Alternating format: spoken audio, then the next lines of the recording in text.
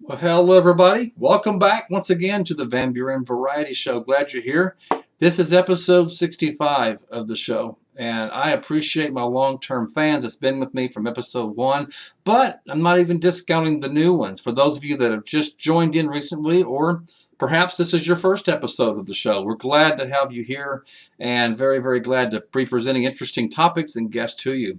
I am Bob Van Buren. I have this show once a week, live. But don't worry if you missed the live show on Tuesdays. There's always, these shows are archived, so you can always come back and review the ones you've missed. And I encourage you to do that. We got some very, very interesting guests from the past, and I know you'll really enjoy it as well. So if you like the show, can't emphasize this enough, make sure you hit that subscribe button, and that way you will get alerts of upcoming guests and upcoming shows. So we'd love to see you here back. And if you like this video, if you like the guest that's here tonight, and if you like the topic, make sure you hit the like button. The more likes you get, the more exposure my guest will get. And I encourage you to look at her website as well, that we will be displaying later in the show. So like and subscribe. Just remember that word, like and subscribe. Hope you've all had a great week so far. I have, except for one thing. It was late one night, and it was really hot where I'm at. And I had my shorts and some sandals on, and I was walking out in the yard doing some stuff, and mosquitoes seemed to notice that I had shorts and sandals on too, although I didn't really see a whole lot of them. But that night and the next day, yeah, I noticed they had a field day with me. I've got red bumps all over my feet and my lower legs, so hope the mosquitoes had a really, really nice feast at my expense. But even though I want to be cool, I'm going to have to wear the long blue jeans and boots till this heat wave is over. Because otherwise, I mean, I am a mosquito magnet, ladies and gentlemen. I mean, I can go outside right now and they see this exposed skin, they're on me. So maybe I got rich blood. I don't know. Hopefully you don't have the problems that I do with that. So tonight is our interesting topic. We have a great author on the show tonight, and she's not just an author. I mean, she has been to many places around the world, and I mean, if you know me, well, you can see the map behind me. I really am enthralled with history and geography and seeing places. So she'll be telling that about us as well, and she has her own publishing company too, her own press, which we'll also talk about. So enough talking for Bob Van Buren. Let me bring her on the show now. Hi. Hello, ladies and gentlemen. I would like to introduce you to Julie Connor. She'll be talking about the interesting books that she has written and maybe her world travels and maybe some little diplomacy in there. So, Julie, welcome to the Van Buren Variety Show. Thank you, Bob. Thank you for inviting me to be here and to talk with you and to connect with your guests. I mean, with your audience, I hope. We're looking forward to it. So let me kind of start from the beginning. When would you say you got interested in writing a book or anything? Well, I've been a writer since I was a child. Okay. And I got my master's in MFA, Fine Arts, in creative writing. And I thought I was going to be a writer. I thought that would be my profession. Mm-hmm. Maybe as a journalist or maybe just as a writer. I wasn't sure. Mm-hmm. But, life has a way with us all. And instead, I ended up going into the U.S. Foreign Service. Threw you a curveball, huh? Well, I knew I wanted a career where I could travel. I knew that. Oh, perfect. And when I realized that I really am not the starving artist type, then that I had to make a paycheck, I looked around for a career. And diplomacy was what came to me. And the thing is, as a diplomat, I wrote a lot. I wrote all the time, every day. But it was not creative writing. It's professional writing. So I would write speeches for the ambassador, or press releases, or briefing notes, or messages back to Washington reporting on events. So it was all nonfiction, and it was all business oriented, business in the sense of diplomacy oriented. Sure. So I love that job. I loved it so much that I could have retired after 20 years, but I stuck with it for 33 years. Oh, wow. And then when I retired, I had some health issues and other things going on. But after a while, I said, okay, I am going to go back to my first love, which is writing. And in those 33 years that I'd been out of the country for large blocks of time, Mm-hmm. when I got back, I started to realize that the whole publishing world has changed. So I had to go back to school, basically, learn all about what's happening in the publishing world. Oh, wow. And then as I'm doing that, I'm thinking, well, goodness, if I have to learn all this stuff, I might as well make it available to other people who don't have the time to put in the work to learn it, or just don't want to do it. So that's how I started not only being an author, but also a publisher. Was that very difficult for you? I mean, I've heard people talk about either going through a publishing company, or they talk about being self-published. Was that pretty difficult, or was it a lot of steps for you had to do to go to create your own publishing company? Well, let me say two things. First of all, I started my publishing business right at the wrong time, just before the start of COVID. So, Oh, no. we can talk about that more. But Okay. the other thing is, yes, it's hard. There are a lot of people out there who are publishing books. There aren't a lot of people making money doing it Mm. because with so much competition, you have to market, market, market, market. And even authors who go with big traditional publishers find that after the first 3 or 6 months, they've got to do all their own publicity. And the Mm. lucky thing is that that's what I did for the embassy. I did a lot of publicity, so I understand it. But I don't know book publicity, so I had to learn that. Anyway, so I would say yes, it's been hard, but if you want to be an author nowadays, you have to understand some things. You have to understand that you don't just write a book, turn it over, and that's it. Nobody can do that. All authors out there have websites. All of them are out promoting their books. And I don't mean going on a book tour their publisher organizes. I mean they're making Mm-hmm. appointments themselves at bookstores and book clubs and so forth, and trying their best to get themselves out before audiences and get their books talked about. So it's just we're kind of in a transition period right now in publishing. And Mm-hmm. I equate it to what's happened with newspapers. You know, in the past, every city had a big newspaper or two big newspapers. In my Sure, they hometown, a did. morning Mm-hmm. and afternoon paper. Those papers have all gone away. They've disappeared.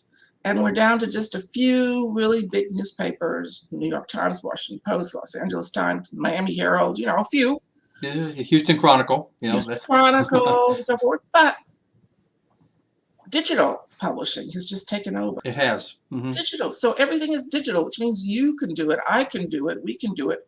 There's no gatekeepers anymore. But on the other hand, there's no one telling you what the quality products are either. You have to market yourself. Sure. Yeah, and I think you just brought up a good point. Unfortunately, a lot of people that just starting out that don't have the knowledge, they think, "Oh, I have an interesting idea for a story. I'm gonna write this book," and then they wonder why it's not going anywhere. And they get discouraged when just because you send it to a publishing company, they may not accept it. So you gotta kind of take it as it comes. It's not so easy to just write a book and then just say, "Okay, I'm done." You know. That's right. Well, that's actually another factor for me because I'm not a spring chicken anymore, as they say. And as I'm researching after I retired, the average time between the time you finish your book and you actually get it published, if you go with one of the remaining four big publishers, Hmm. it's like 3 years. And I didn't know Really? I Oh, had wow. 3 years to spend to wait for my book to come out. So that's when I started exploring other options and ended up having my own micro press and being what we call a traditional small publisher. And by the way, I saw on your website, because I checked you out too, you previously had James Hill on your program. Yes. Uh-huh. I sure And did. James and I know each other. We're both publishers of small publishing houses. He's been Good. in business longer than I have, but we're both plugging away to try to make our mark in the publishing business. That's awesome. So let me ask you, on your publishing company, do you publish fiction or just nonfiction, or do you publish both? I will publish both, but what I've done is I've limited what I'm accepting. So I'm interested in books on travel, international Oh, that'd be good. affairs, international affairs, history, and anything that's Houston related. Could be a Houston author or a book about Houston something. Um, I've had people offer me other things. For example, a person I know asked me if I'd publish his book on poetry. I don't consider myself educated enough in poetry to feel comfortable trying to publish poetry. So I said, I'm sorry, I just don't feel I can do that. And of Right. course, every publisher has their area, what they do. You know, academic presses will do more academic books, and there's another publisher here in Houston who does mainly fantasy and science fiction. So we all carve out the area that we're comfortable working in, and then we specialize in that. Well, let's kind of talk about some of the interesting stories that you've written. And you mentioned Houston just now, like Houston stories. And obviously, I'm from Texas, so I'm a little partial to that. So let me bring this up, and you can kind of tell us about this. You were involved in this, so I'll show it, and you can tell us kind of what it's about. Okay, well, I love the cover. I hope everyone else. Oh, I did too. I'm partial to the cover. And actually, I kind of suspect that maybe the publisher of this might have looked at my cover of one of my books and taken the idea and, of course, adapted it. But anyway, as I mentioned, I really got into this just before COVID hit. So during the COVID lockdown, I'm thinking, okay, what can I do right now? I can't go out and market my books. I can't go out to book fairs, which is a traditional place to do. I can't go out and go to writing events. What do I do? So there are these writing competitions where you, in this case, short stories. So you submit a short story, and if it's selected, then your short story gets published in an anthology. And so this is one of the anthologies in which I have a short story published. And so I'm not particularly a short story writer, but now I've had 4 short stories published in 4 anthologies. These short stories of Texas. Now, like I said, we want the audience to buy it, so don't tell us our details. But are they history, like short stories from like the past, or are they modern day short stories of Texas? Would you say anything? And by the way, let me just say, it says celebrating the best of Texas, but again, it's a broad interpretation. So Texas writers more than Texas themes. I see. So it's anyone from Texas can submit a story to this competition. By the way, this competition is free. It's maybe I don't think that's right, but it's under $100 to put your story in. And then, as I said, if it's selected, it gets published. So then you can say, oh, I'm a published author. There I am, right there. Yeah, there's my book right there. So, ladies and gentlemen, now when I'm going to show these books, I will display Julie's website as well as her Bayou Press website. So don't think that I'm going to just take the pictures off and not tell you where to get them. Make sure you pay attention, and I'll show you where to buy them from. So I'd like to talk about some of the other books that you've written yourself. I read your bio, Julie, and I'm looking forward to reading them myself. Tell us about this one. I think it's a children's book. It is geared for children, but I think it's something that's very, very important this day and age. You've heard the expression, blood's thicker than water, but not necessarily. You can be a family without being related. And that's kind of what I got from the cover of this book. So let me display it for our audience.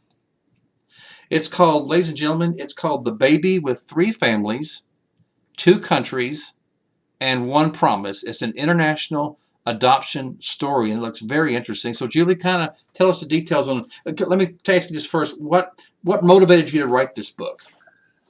Well, I adopted my son 30 years ago. Oh, okay.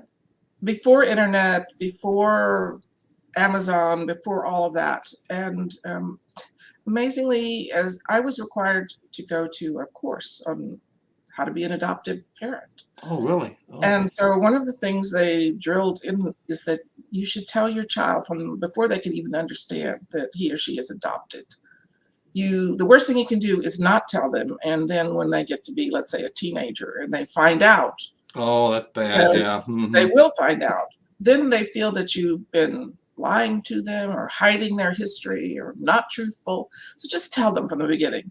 So when my little boy was not a couple of years old, I started looking for some books about adoption that I could read to him.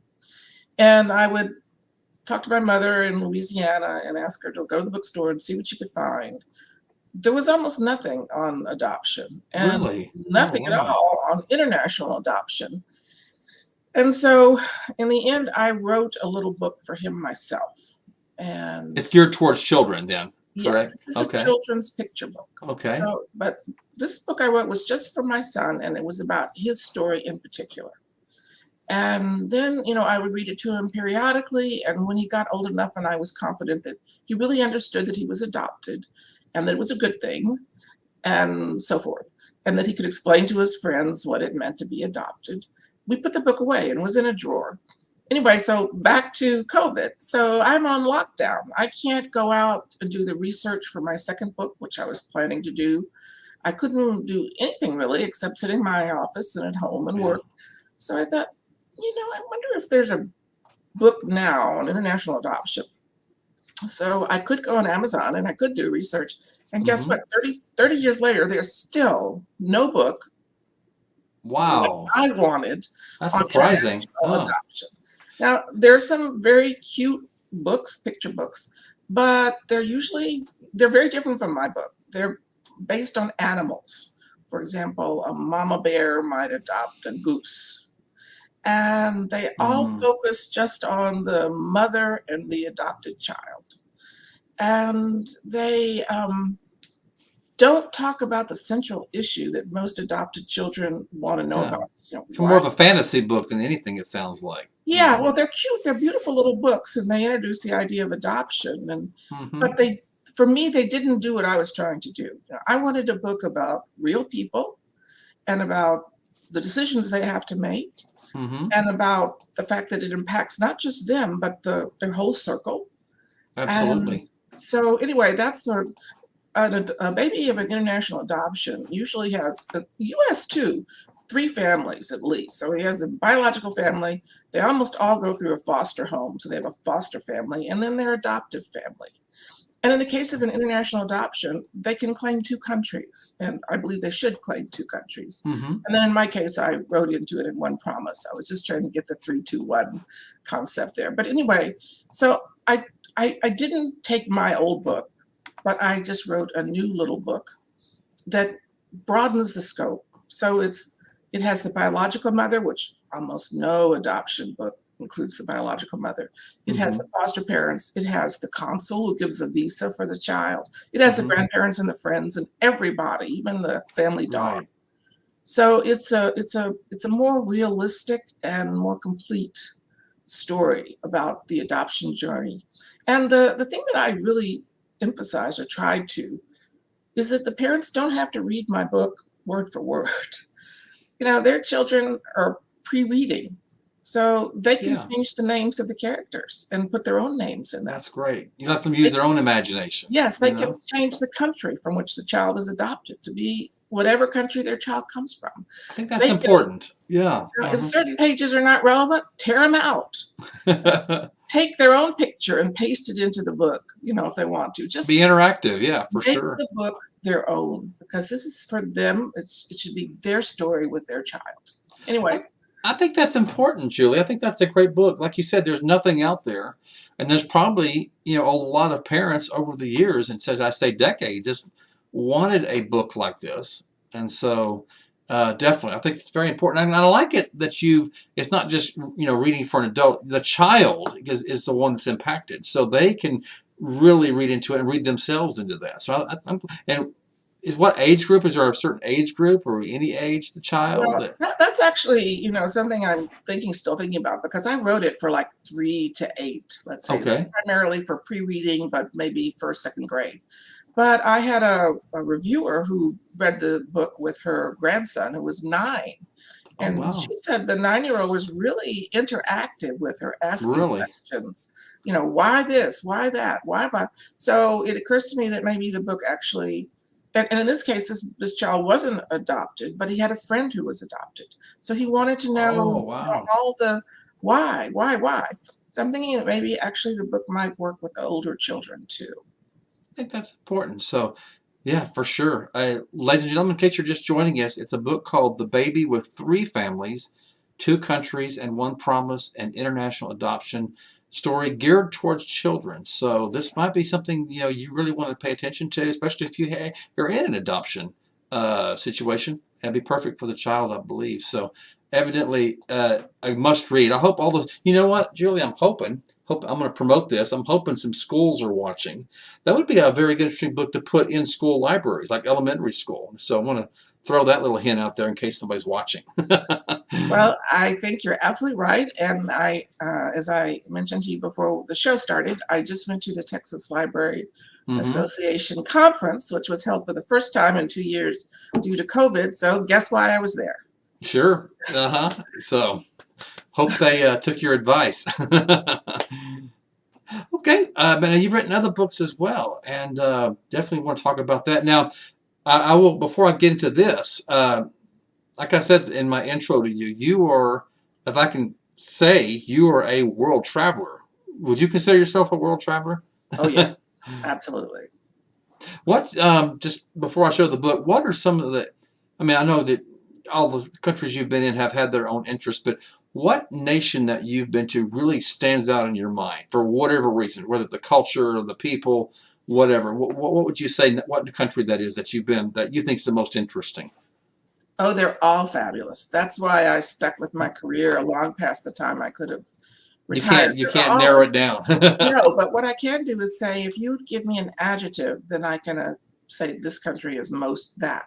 For example, which was the most interesting politically? No question about it, Israel. Israel is on the front page of the U.S. newspapers every day. Every day. It is, in my career, I would do this little quiz. What is the smallest country with the biggest impact on the United States? And the answer is Israel. Okay, so I could tell you that is the politically most interesting country that I served in because of its impact on the U.S. and on the world. The rest of Absolutely, I agree with that. If you say, what is the most physically beautiful country? It's not Israel. Israel is beautiful for its history and its everything it's given to the rest of the world, but it's not beautiful. It's a desert. It's a desert. Sure. So physically beautiful, you just can't match Guatemala. Oh my goodness. Guatemala. Oh, Guatemala. wow. Volcanoes, lakes, people who still wear their native costume, very colorful. Oh, I like that. So it's just a gorgeous, gorgeous country. Now, that's the physical beauty. It's got other problems. A lot of problems. But if you just want to, I've never seen anything more beautiful than to go to Lake Atitlan and you see the volcano reflected in the lake. Oh, wow. And while I was there, one of the volcanoes exploded.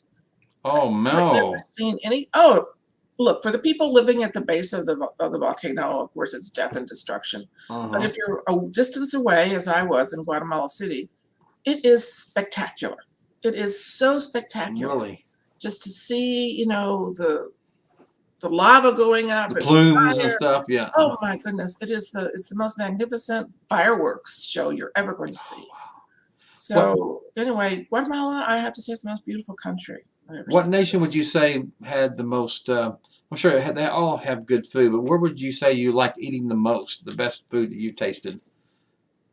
Okay, well that's hard, but I didn't work in them. I didn't live in them, but I worked on them because I was the desk officer for Spain, France, and Portugal.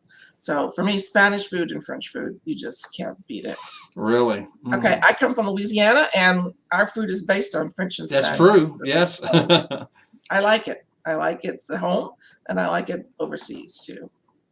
Well, talking about your overseas travels, this kind of brings me into the book that we're going to be talking about now. Here's another book that, ladies and gentlemen, that Julie has written that you'll definitely want to check out as well. So I'll bring it up, and she can tell you all about it. It's called Savoring the Camino de Santiago. It's the pilgrimage, not the hike. So tell us about this book, Julie.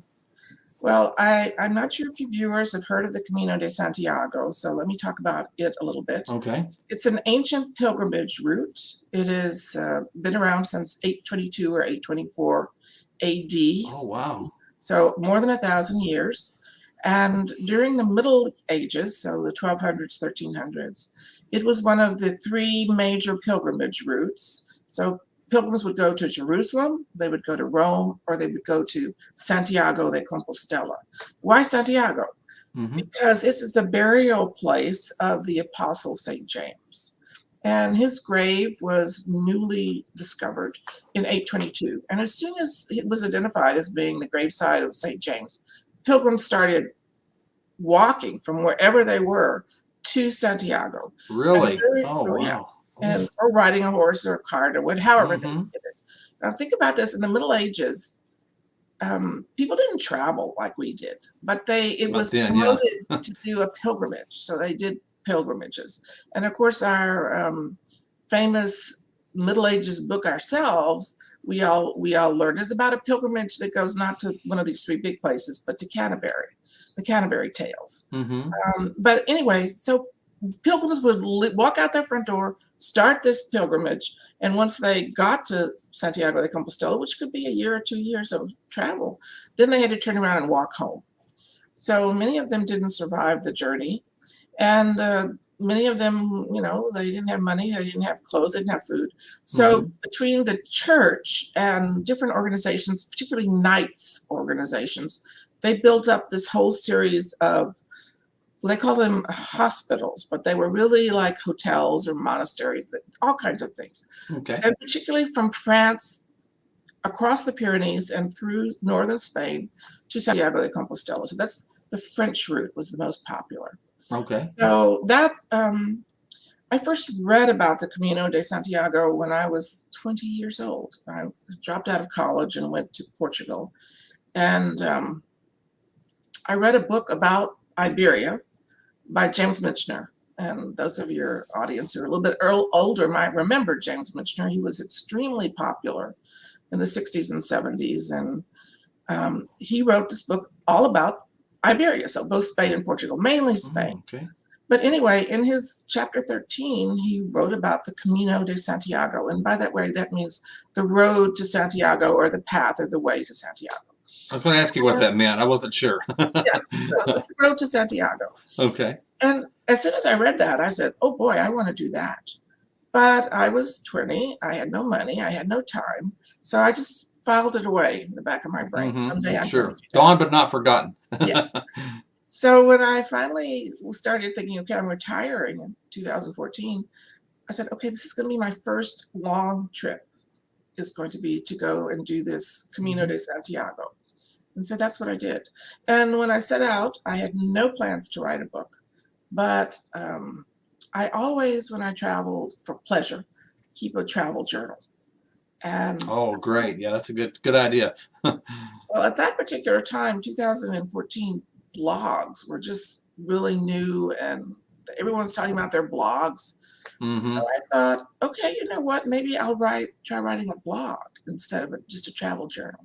So I took a little laptop computer with me, and I learned about blogs, and I had my blog set up, and then guess what? Wi-Fi in northern Spain isn't very good. No, I'm sure. This is several years ago. So yeah, I was they have the technology then, that we have now. I was just struggling every day to upload my photographs and my words, and I felt like I was wasting time, that I could be enjoying Spain, struggling with the computer. So about halfway through, I just gave up the blog and kept my old-fashioned handwritten travel journal. And then when I got home, I transferred it all onto the blog. But as I was there, not having planned to write a book, I started thinking, boy, I wish I'd known about this, or wish I'd known about that. Sure. Or I wish somebody had told me that I should bring this or not brought this. And so I started thinking I had something to say. That was one part, was advice to other travelers. And the second thing was a culture has grown up. Let me just say, to go back a little bit, nobody was walking the Camino de Santiago when I first read Michener's book, Iberia. Michener didn't walk the Camino. But in the intervening years, from about 1970 to 2016, the Camino exploded in popularity. Some famous people started passing the word about it. Shirley MacLaine, for example, went on a pilgrimage and wrote a book about it. Probably the biggest trigger for Americans was that Martin Sheen and his son Emilio Estevez made a film called The Way. So I remember that. Yeah, well, that is about the Camino de Santiago. It's So been a all of a while. sudden, all this interest is coming up. So in 1970, when I first heard about the Camino, nobody was doing a pilgrimage to Santiago. But by 2019, the year before COVID started, more than 300,000 people traveled the Camino and got their official recognition that they'd done the Camino, which is called a Compostela. And that's just the people who bothered to go and get their Compostela or who walked enough to get it. Many people will do 1 week this year and come back a year later and do another week and so forth in stages. Anyway, in these years, a culture has built up that you must walk. And I did walk, but not every step of the whole way. And by the way, the French route is 500 miles. So 500 miles. 500 Oh, miles. wow. Ooh. And then my son went with me on this. He hadn't planned to, but at the last minute he came, and he developed plantar fasciitis. So there was no way he could walk after a while. So he would go on a bus and we would meet up at night, or he would take a taxi, or sometimes we would just both take a taxi. Sure. So I became a big advocate that it's really not the way you do the pilgrimage. It's that you're doing a pilgrimage, and that it's more important to savor it. Absolutely. And by that, I mean, take your time and visit the churches and the museums and read the history and learn about Spain and sample the food, savor it, and make it a real pilgrimage as opposed to a hike. And relish the history, relish, the exactly, time. So. Exactly. All of that. So my book is full of history, information about the history and the art. You see the photo at the bottom. Those are the stained glass windows of the cathedral in Lyon. Oh, they're beautiful. The stained glass windows of Chartres Cathedral in France are the most famous, and they're beautiful. I've seen them. But I can promise you the stained glass at the cathedral in Lyon are every bit as beautiful. And everyone's heard of Chartres who studied art history. Hardly anybody's heard of Lyon. It's magnificent. Anyway, there's all this information. And because of the younger people I'm working with, younger writers, I learn a lot about Comic-Cons, and I've been going to Comic-Cons. And so when I go, I dress up as a Knight Templar. Oh, wow. Because the best preserved castle of the Knights Templar in all of Europe is along this Camino de Santiago. And for me, again, as a history major, it's such an experience to go into that castle or to cross one of these bridges and know that you're stepping in the same stones as all these pilgrims. But you can feel the history when you're there. And part of the Camino, you go along the Roman road. You're on Roman stones. So if you love history and you love art, anything, it's just a fabulous experience. So I wanted to share that. Most of the books, and there's a lot of books out there about the Camino. It's everyone who walks Camino now wants to write a book, but most of them emphasize the walking, and my book doesn't. It emphasizes the pilgrimage. I think that's important too. So, ladies and gentlemen, it's called Savoring the Camino de Santiago book, written here by Gianelloni Connor. And remember, it's the privilege, not the hike. Now, we've talked about several of your books, Julie, and we've even talked about your press, your publishing company. Let me bring one of the websites on here so we can display it for our audience. Here is your personal website. It's gianelliconnorauthor.com. So if people were to go to this website, what would they see? What kind of information would they have? This is really about me personally. So it's my books, my information, how they can contact me, and my bio, all of that. It's all authors nowadays, you got to have your own website. So this is my personal website, and they can connect with me through this website. Okay, but now here's the other website. It's your publishing company. Let me bring that up. This one, ladies and gentlemen, is BayouCityPress.com. And is this the website that people would go to buy, not only your books, but any books from your publishing company? Yes, they would. So again, for anyone who doesn't know, Houston, its nickname is the Bayou City because Houston is intersected by 7 bayous, which is a big part of the reason why during Hurricane Harvey, the city flooded so badly. Oh, I remember reading about that. That was horrible. Yeah, Ooh. including my house flooded. Oh, no. So, but anyway, so we're the Bayou City, and when I came here and decided to open this small company, I called it Bayou City Press. And on my website are my books, the anthologies in which my short stories appear, information about how you can submit your manuscript to me if you have a manuscript, how you can contact me. I have some travel stories written by other authors, writer friends of mine. There's a magnificent one about visiting the British Museum in London, if you're planning to travel to London, and other places. So there's a lot to explore, and photos of events and so forth. Anyway, the new thing for me, and I'm so excited about this, is I'm just on the point of, we're going to launch a new book.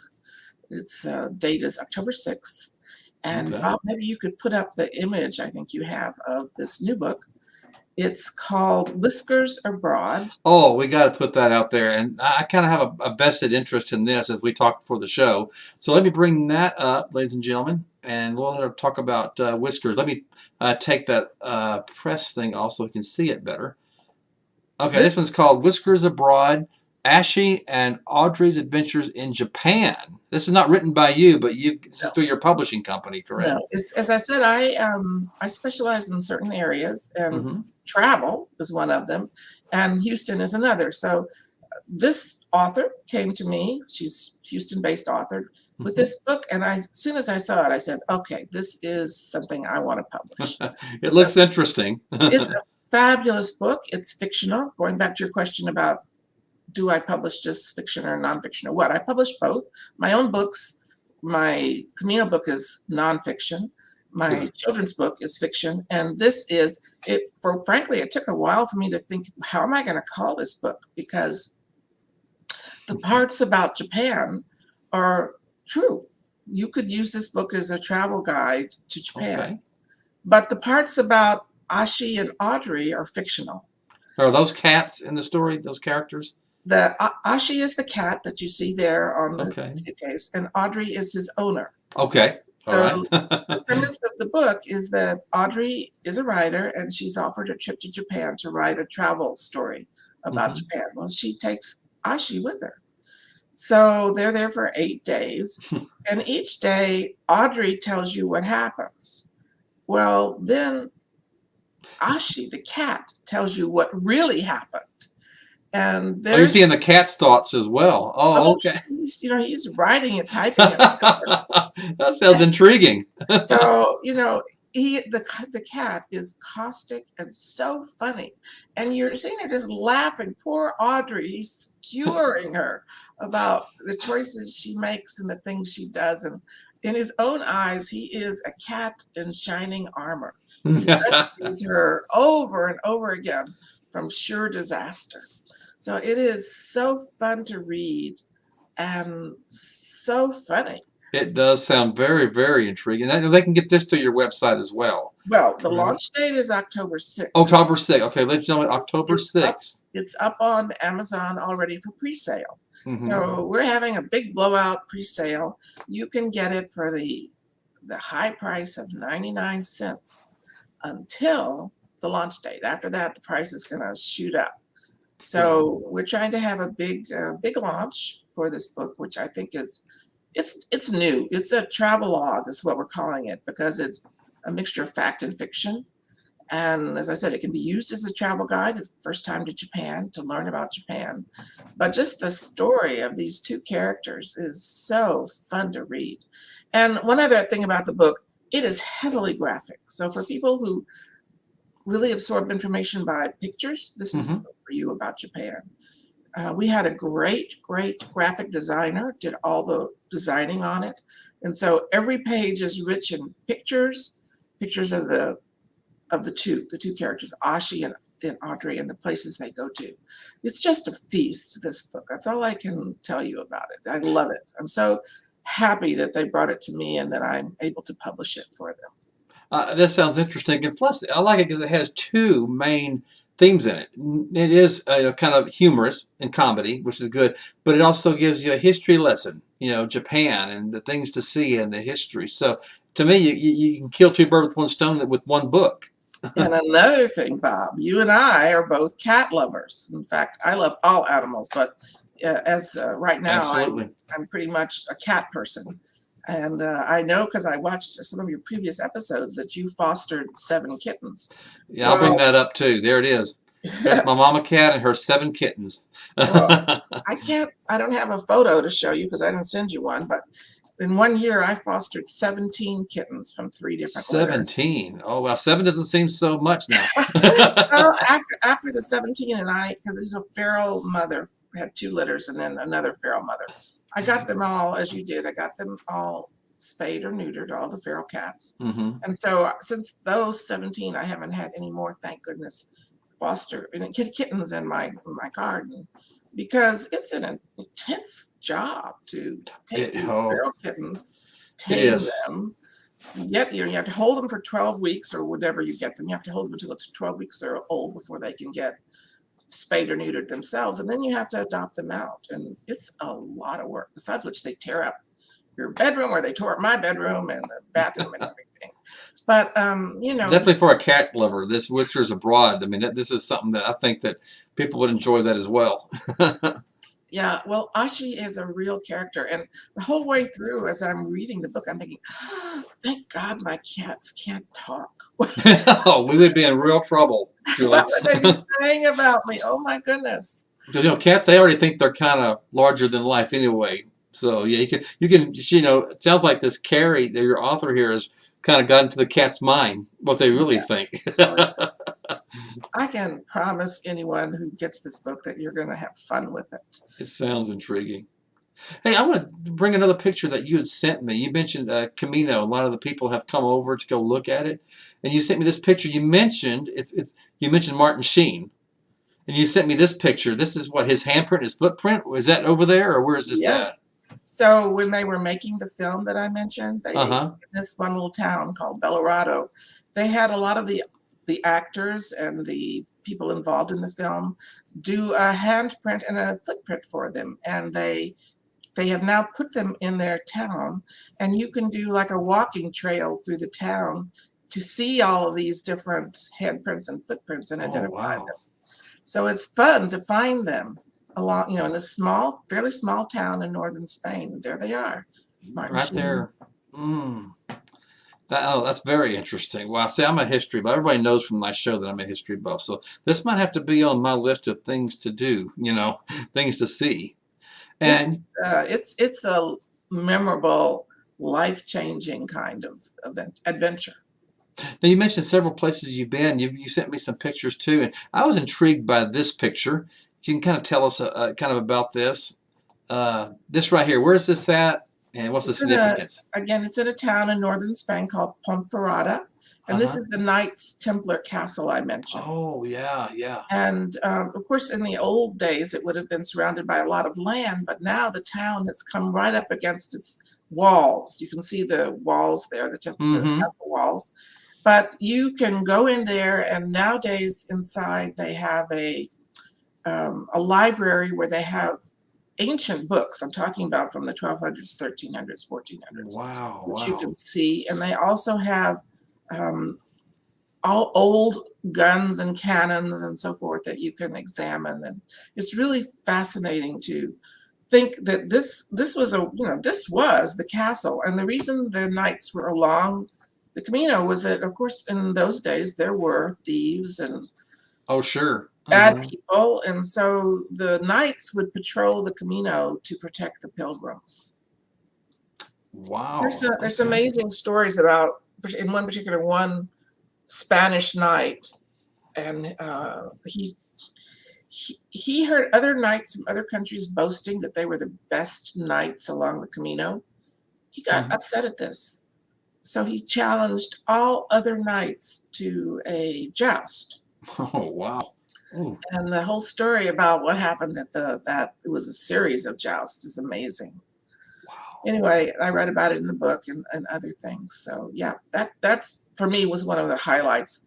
And that castle, and then there's one bridge, which is the most beautiful old bridge. Hmm. And for me, you get goosebumps when you walk over this bridge because you know that there's been The millions. history, like I said, you can feel the history. I like Yes. that. It's almost like for me, local. Just when I walk into the Alamo in San Yes. Antonio, even though you're surrounded by modern buildings, you can feel the history. You can almost just, in your mind, imagine how it was back then. So I can imagine how it is in that castle as well. Right. If you remember, you might not, but the film Patton, there's a Yes, scene 1970. Uh-huh. there's a scene there where Patton, he's in North Africa and he's standing there Hmm. and he hears the ancient trumpets of the battle that happened on this plain in front of him. I have that feeling at these sites in Spain. Do you I can really? hear the knights jousting. I can hear Wow. the pilgrims walking. I can see the Romans on their chariots going along the Roman road. These feelings come over you that, you feel That's like great. Well, what, I'm one gonna of get back. Oh, go ahead. I'm sorry. Go ahead. I just gonna say you're part of the march of history. Oh, Absolutely. Well, I want to get back into your books, but I'd like to kind of talk about, your experience that you've had abroad, diplomat, with the world situation the way it is now. Everybody knows the problems that we've got in the world, and you've been with diplomacy for a little bit. So, I mean, obviously diplomacy is important, but how important is it that we know, how does diplomacy, reach the proper channels, the proper nations today? I mean, what would be your suggestion for nations to kind of work it out before they come to blows? well, thank you for bringing this up, Bob. I think it's so important right now to talk about diplomacy. As Hmm. it happens, I was scheduled to be on a podcast the day that Russia invaded Ukraine. Oh, wow. And I Hmm. mentioned to the host before we started, because we were talking about my books, that this is a day that's changing modern history. And people in general just didn't seem to really be grasping how important it was. I think people understand better now, but Hmm. Oh, sure. Hmm. for the whole time that I was in the Foreign Service, there was a world order that was established following World War II. And the US basically set the parameters of that world order. And we were the number one, even during the Cold War, we were the number one country in the world. Hmm. And the Russian invasion of Ukraine is an attempt to destroy that world order. I And agree. I don't mean to knock us off number one, which is one of their goals, but the whole peace in Europe, which has been since 1945. There have been no major wars in Europe. Hmm. Elsewhere, yes, but Europe has Sure. maintained its peace. It's gone. It's gone now. And what will happen? Will we start again a period where countries in Europe are all fighting each other, or what's going to come of this? We don't know yet. But what we do know is that diplomacy is so important in trying to prevent wars and trying to stop wars. Absolutely. So Americans generally know a lot about the U.S. military, and they're justifiably proud of our military and support it. Most people have had a brother, a son, a father, whatever, Everyone. serve in the military, so they kind of know what it's about. Our diplomatic corps is tiny, so people don't understand what we do or why we do it or how we do it. And in 1989, 1990, at the end of the Cold War, our Congress thought we don't need diplomacy anymore. We have no enemies anymore. Hmm. So they cut the funding for the Department of State. They cut back the number of Hmm. diplomats. We didn't hire anybody new for quite a long period. This, for me, is crazy. It's the Yeah. absolute wrong idea. When the basic frozen conflict, the USSR versus the Western world, when that went away, it opened up Pandora's box for everything else to come out. Everything else. Hmm. Whether it was in the Middle East, whether it was terrorism, whether it's in Africa, whatever, all of these conflicts could explode and have exploded. We needed more diplomats, not fewer diplomats. There's a tinderbox just waiting to go up. Right. And so I know myself, I saw my colleagues, and again, people don't realize Diplomats go in dangerous places and dangerous countries every Sure. day, day after day, representing the United States. And a little known fact is that more ambassadors have been killed in the line of duty after World War II than generals. Oh, wow. I didn't know that. See, I didn't. Most Mhm. people don't, but it's true. So, and we're a tiny force. So imagine more of our people have been killed than all of those generals over all those years in the military. But we're proud that we go out among the people. We have to represent the United States, and that we gather information and that we keep Washington informed about what's happening in the country to which we're assigned. So Sure. I'm going to brag here on the Department of State a little bit. There are, and again, this is most people don't really understand this. There are 17 or 18 intelligence agencies in the U.S. government.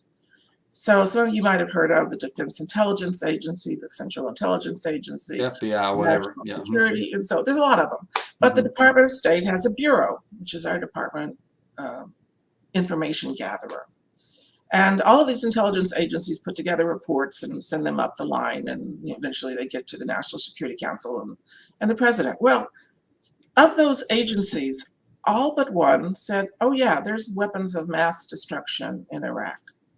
One agency said, we see no evidence of weapons of mass destruction.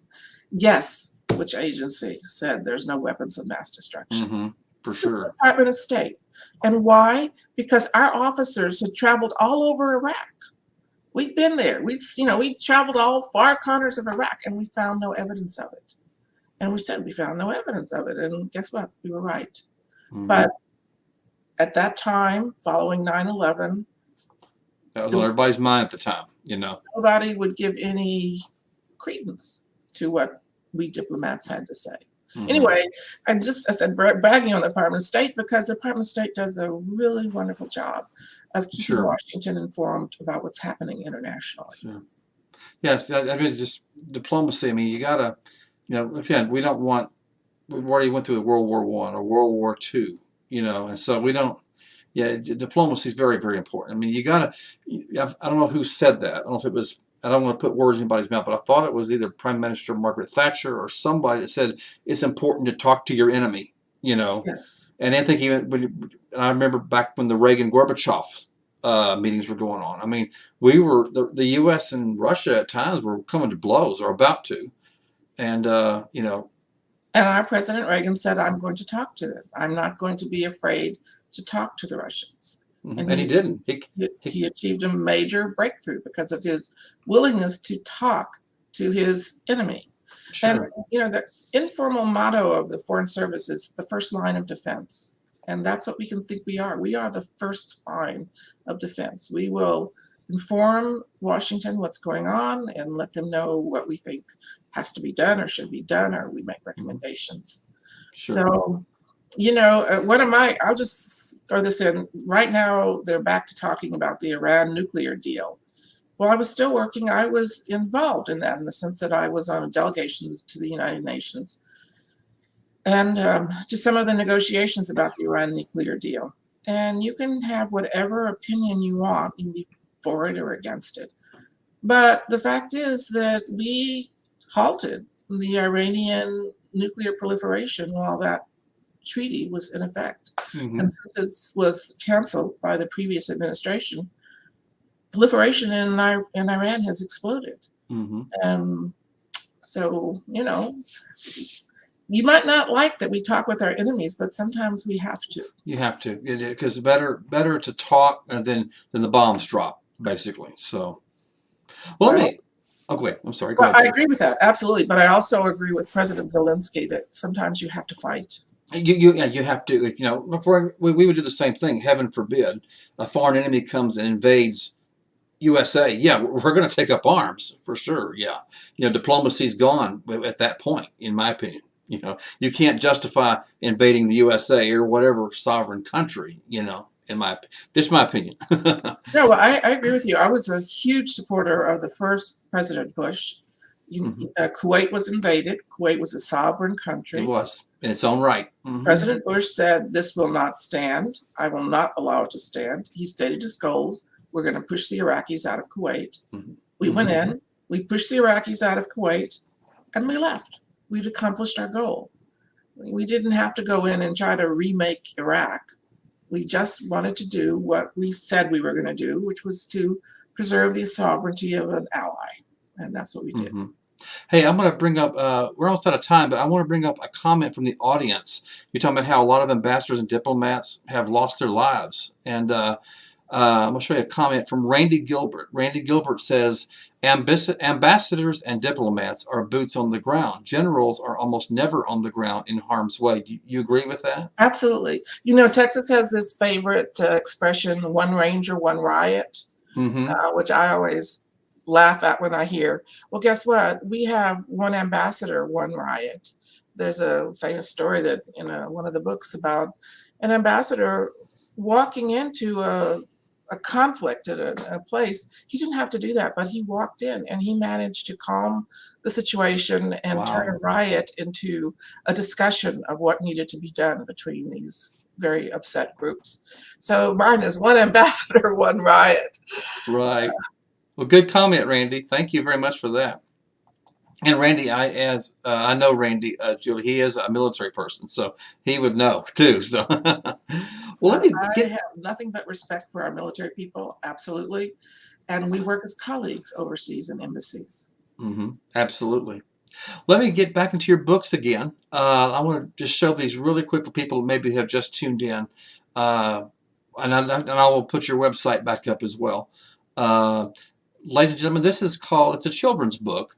It's called The Baby with Three Families, Two Countries, and One Promise, an international adoption story. And it's geared towards children, ladies and gentlemen. So if you have an adoption story yourself, or your family, your friends, church people, whoever, colleagues, maybe have that as well, a child, this might be the good book for them. So, and it's written by the person right over here. They can't see my point, Julie. So, and then she has personal experience because you have an adopted son yourself. So, I highly recommend it. And then this one, I'm interested in all your books, but I'm really looking at this one for myself because I am a history buff. I love geography. Savoring the Camino De Santiago. And when you read the book, ladies and gentlemen, look at that tagline there. It's the privilege, not the hike. So keep that in mind. You want to really pay attention to the history and the things that you can see. So definitely sound like an interesting book. And that, again, I think I'm going to have to put that on my to-do list now, Julie. I think you just added another column. So I would love to see that in person. You mentioned the windows down there, those windows at the very bottom. That's a pretty picture, but I bet it doesn't compare to seeing it in person, correct? You're right. You are right. This is one level. Those windows go up 3 levels, 3 tiers. 3 levels. Oh, wow. Well, ladies and gentlemen, if you're interested in that book and also other books that not just Julie, but her people that are on her Bayou Press website that have written, I would highly recommend you go. And let me put that website up for you, ladies and gentlemen. It is BayouCityPress.com. Definitely want to check that out. And there's other books as well. I understand there's some Christmas books out there too, correct? That's right. There are anthologies of Christmas stories of all kinds, everything from horror Christmas stories to monster Christmas stories, just every kind of everything you want right there. So, hey, that'd be a good stocking stuffer, ladies and gentlemen. Hint, hint, hint, hint. And I definitely want to promote this again. Let's see, let me hide that comment. And this is a book that's forthcoming. And this one sounds very, very interesting. Whiskers Abroad. Could you say, I guess you could say, you kind of get in the mind of a cat, correct? Oh, yeah. The cat is a definite character. You will remember Ashi for years. And as someone who Mama Cat just had 7 kittens. And by the way, I found homes for all 7 of them. They have been placed individually. And so actually one family took 3 of them. I'm like, okay, great. So this will be a good, not just for a cat lover, but again, you're learning history as you go too in this book. And I think that's very, very important as well. Well, Julie, I really appreciate you being here. It's been a learning experience. Looking forward to reading your books. Just your website as well. Your personal website, just loaded full of history. So I know I'll probably be emailing you like, okay, what about this? What about this? Well, Bob, I was a little scared about coming on because you advertised that your goal is to have fun on your podcast, and I I'm do. not. I'm not so much a fun person. I'm a serious person, but I We've really had had fun fun. tonight. I really had a lot of fun. So I hope your audience has also had fun listening to this. We did. And I'm really hoping, ladies and gentlemen, that you go to her website, her publishing website, and just check it out. I mean, you'll find something I'm sure you like. So it's biocitypress.com, and look through there, and you will definitely find something that you enjoy. I guarantee it. So I already have myself. So looking forward to it. So Julie, I appreciate you coming on. It's been very fun, and I would love to have you back on the show. I'm sure you're going to be writing some more, so we'd love to hear kind of an update and on your world travels as well. I would love to hear about that too. Thank you, Bob. You've been very kind to host me, and thanks to all your audience members who listened to this. I really appreciate all of you. Thank you, Julie. Have a great evening. You too. And ladies and gentlemen, that's going to do it for us tonight. I appreciate you being on. Just a reminder, Van Buren Variety is a show that is on once a week where I have an individual guest to talk about an interesting topic. It might be the person's profession. It could be a hobby. It might be a how-to segment. Might even have some musicians sometimes. So you never know what you're going to have, hence the word variety. So make sure you hit that subscribe button, and that way you'll keep track of guests coming up and topics as well. And I know I've kind of teased you with this a little bit, but there is a spinoff of this show. Where do I go? Spinoff? Yeah.